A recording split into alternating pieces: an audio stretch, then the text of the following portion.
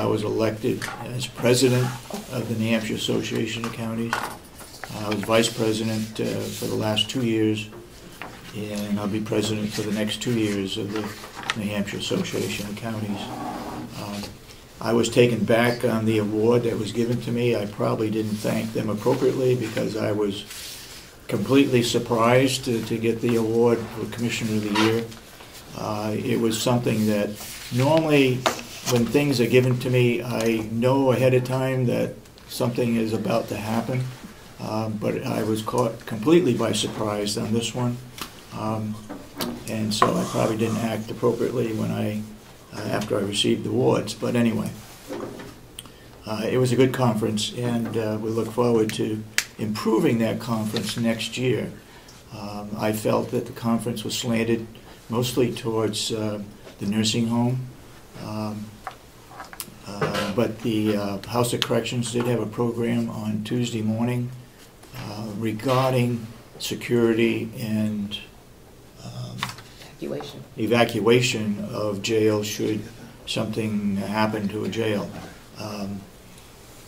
which means that the nursing home, the old nursing home, could be used as an evacuation for our inmates. Where do we put those people should something happen to the jail? We'll leave that to the delegation probably as a question mark.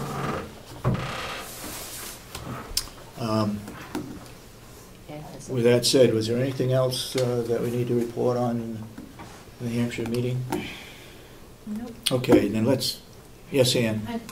Excuse me for interrupting, but I really think you owed a nice thank you to the girls in the business office who ran the hospitality area of that and helped people and direct them to where their meetings were and so forth. They were there available.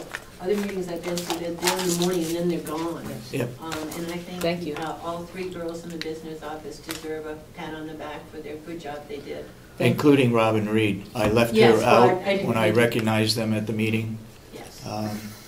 So those four, and I was told by the executive director that this was one of the better registration tables and help from our secretaries that, or our assistants, that it was well done, better than any one that they have had in the last 4 or 5 years. I think the way it's set up, I mean, that's mainly what it was built for, was a convention center, and the way that they had an area specifically for them, yet they weren't excluded from the rest of the goings on.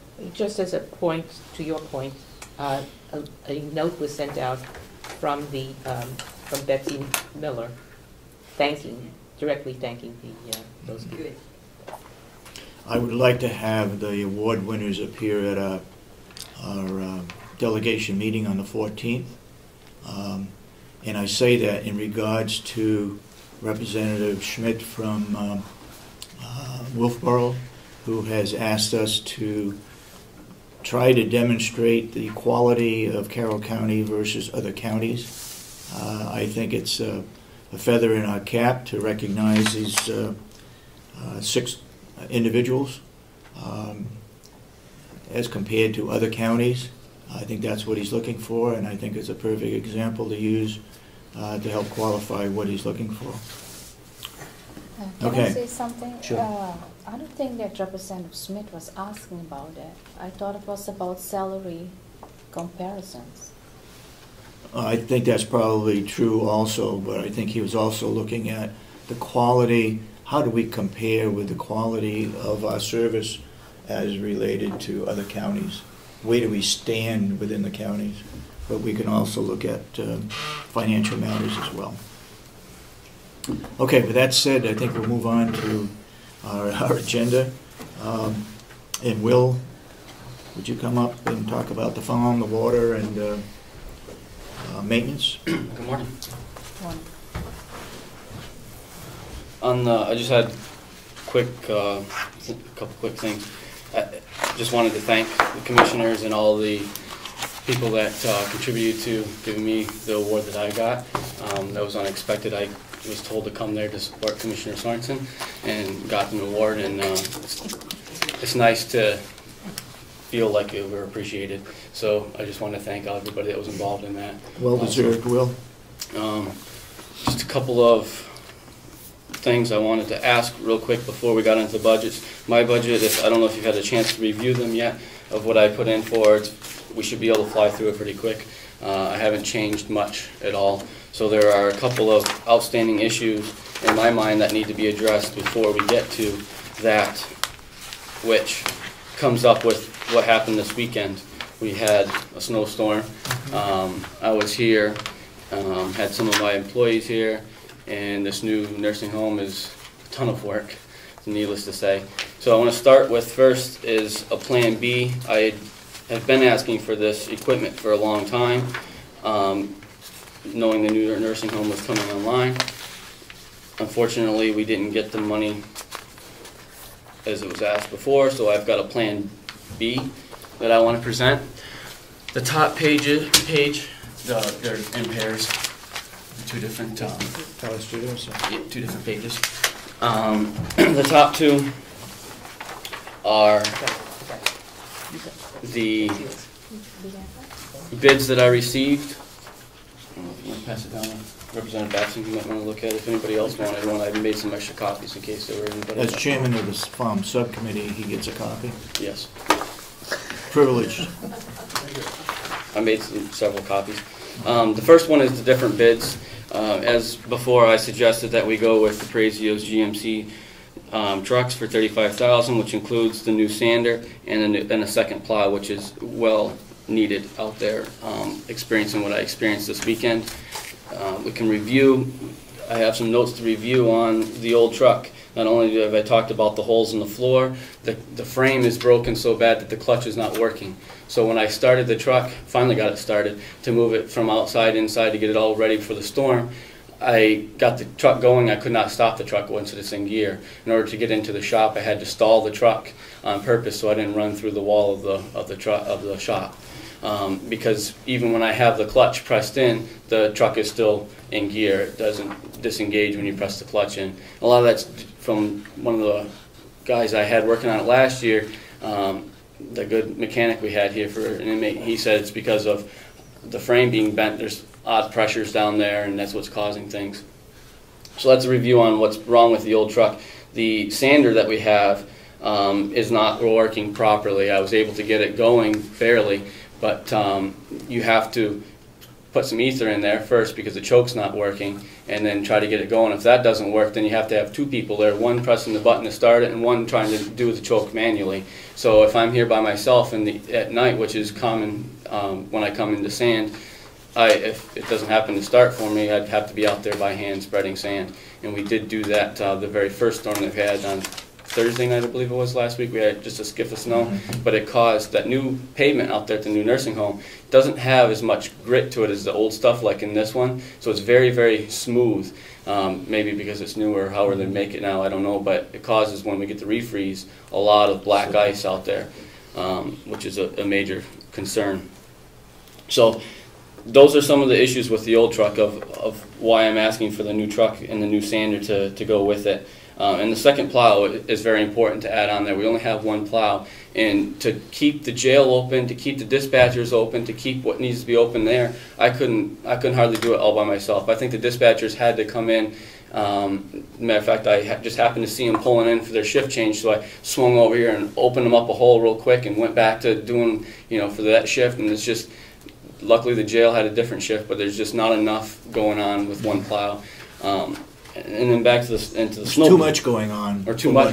Exactly. Right. Sorry. The snowblower issue. A lot of the sidewalks didn't get done because I don't have a snowblower. And second reason is because I knew a lot of it was going to melt this week. But if we were in the middle of December and we didn't have the snowblower, those sidewalks would have to be done. The back loading dock area, it's too tight to get the truck up in there to you got to bucket it out. Right. Well, what we need to do is have the snowblower to blow it out to where I can come around with the truck and hit it with the truck. The front, where that overhang comes, there's two drives. There's one before the overhang and one after the overhang. The one before it, I barely got through there. I had to stop and reposition the truck twice. The second one, I tried driving the truck in first, then dropping the plow and do half and come back around and do the other half. When I do that, between the front of the plow and the back of the wheel of they hit the curbs. I was stuck in between. I had to jump up and over the curb in order to get the truck out of there. That's another area that needs to have a snow blower done. So there's many reasons why we need this equipment. So going back to plan, because we could not get all the money to outfit our department properly, in my opinion, through the contingency fund, I went to Plan B, which was to get financing like we did with the current truck that we have. We can get 4 payments, just like we did with the truck that we have right now, from GMC DePrazio's for $9,975, and that'll include the sander and the plow, the whole setup.